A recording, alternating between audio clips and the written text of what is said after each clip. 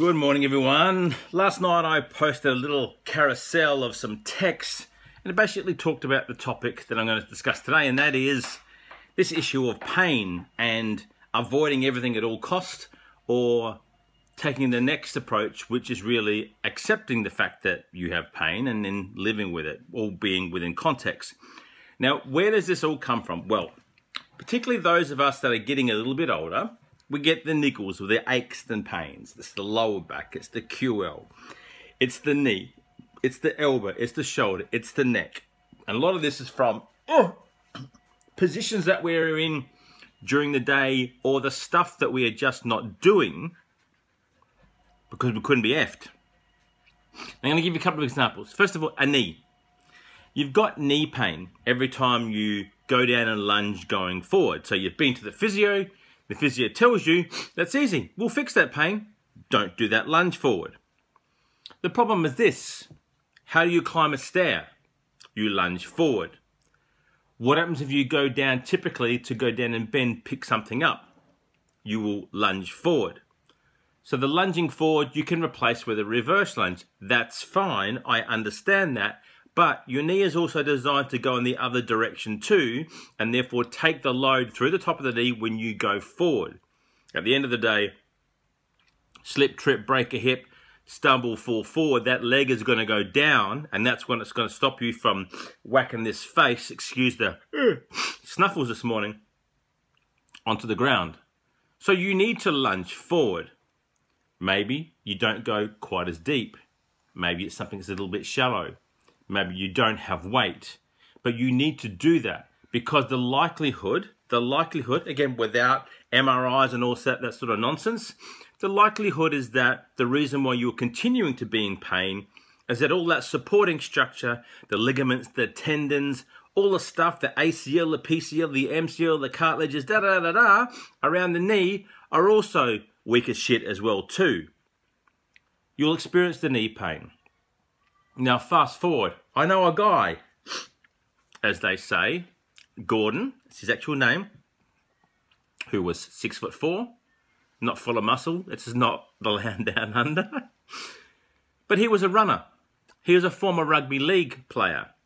Sorry, rugby union player. He's a Kiwi. And he pretty much had no cartilages left.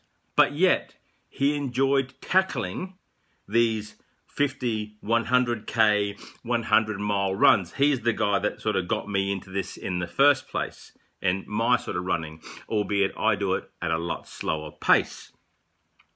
He still ran. He still did the races. He still prepped. He still had, to say his terms, fucking real bad knee pain. But he got through it. He may have spent the next week on crutches getting past it, but he still did it. He understood the fact that the pain told him he was still alive. He was still physically capable.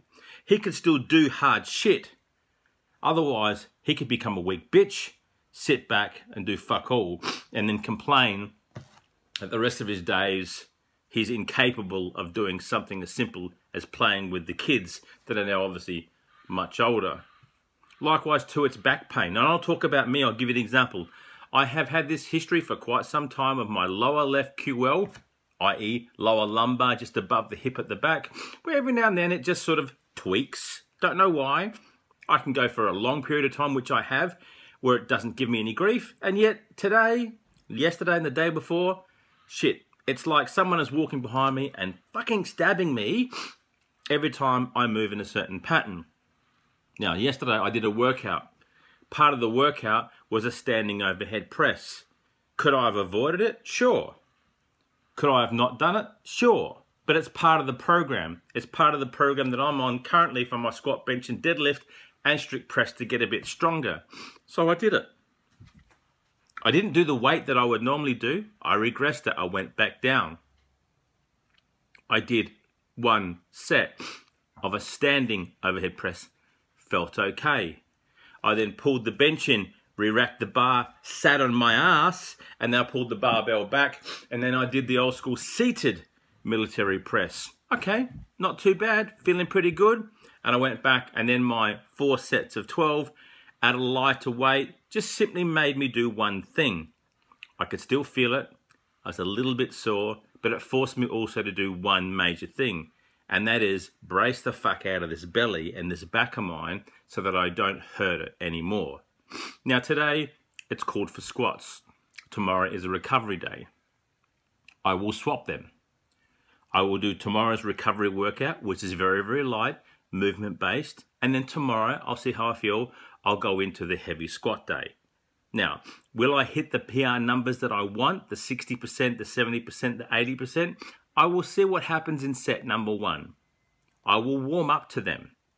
And if the pain persists, but it is bearable, I will have a crack. If the pain is to the point where I'm thinking, not so good, Dom, then I will not go down that path. You see, the problem that we have is that we're in a society now, right? Put on the tinfoil hat. Well, we are so fucking weak-minded that we are incapable of handling a little bit of stress, a little bit of pain in our lives. Now, yeah, I'm about to turn 55. I'm an old son of a bitch. I'm a Gen X guy. Some of the younger ones might go, who gives a fuck about listening to you? I understand that. But I've also been through it. But you Gen Ys, you millennials, you Gen Zs, who at the moment now fucking break down and record yourselves at a moment's notice because someone's told you, hey bitch, piss off. You maybe need to learn to get a little bit tougher.